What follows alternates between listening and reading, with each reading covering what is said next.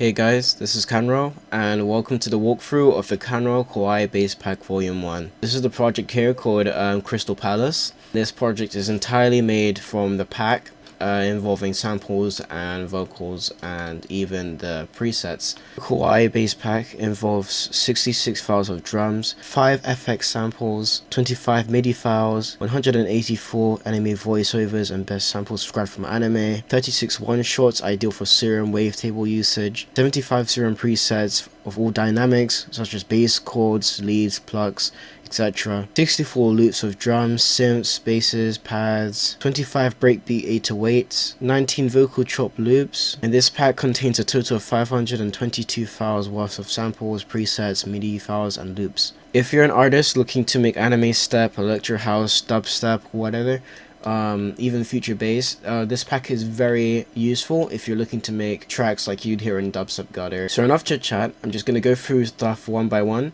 and we're gonna start out with the beginning, which is the pads. Now frankly enough, this pad is actually exported to the pack. This is an original sample that I got from making the original track. This became a sample within the pack for the pad section. So the track starts out like this.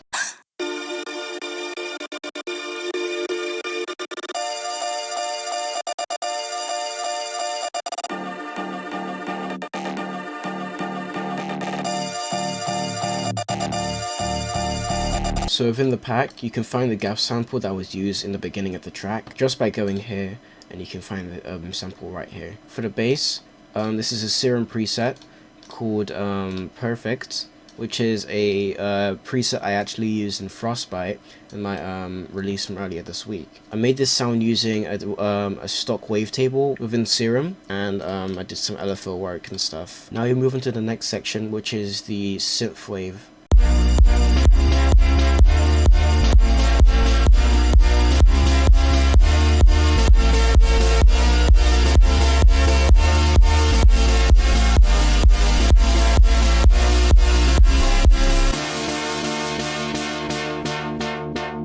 So this part is actually one of my favorite parts because it uses one of my favorite chords that I actually made. So this preset here is actually called Frostbite because it's the same synthwave preset used in the actual project itself. If you're looking to make very wavy chords, I'd say use the Frostbite preset because this can give your track an entire like fresh feel to it.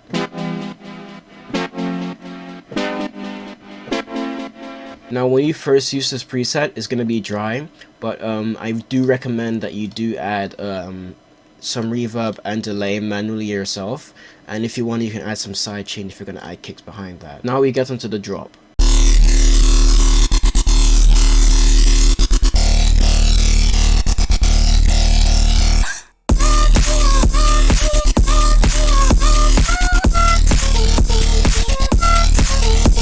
For the bass here, this is actually the Bay preset, and if you hear closely, there is actually two different types of Bay presets here. So over here is the first variation, and over here is the second variation. The difference between these two is that they have different type of textures. In this section of the drop, you have the vocal chop, and you have the drum loop that I have actually exported into the pack. So this vocal here is actually an acapella that I got from Splice, and I actually chopped it up and pitched it up in Stutch. When I was finished with that, I exported it to the bass pack and I put it in the vocal chop section. Now we're going to after the drop, which is the break. I love you.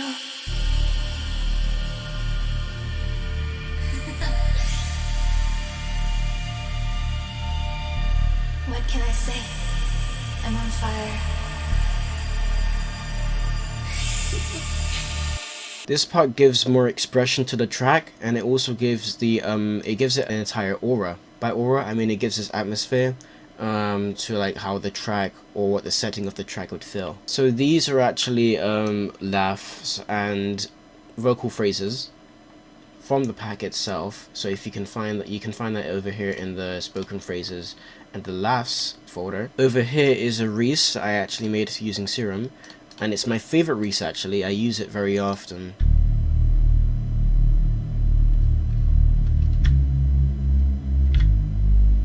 Now we go to the build up of the synth wave.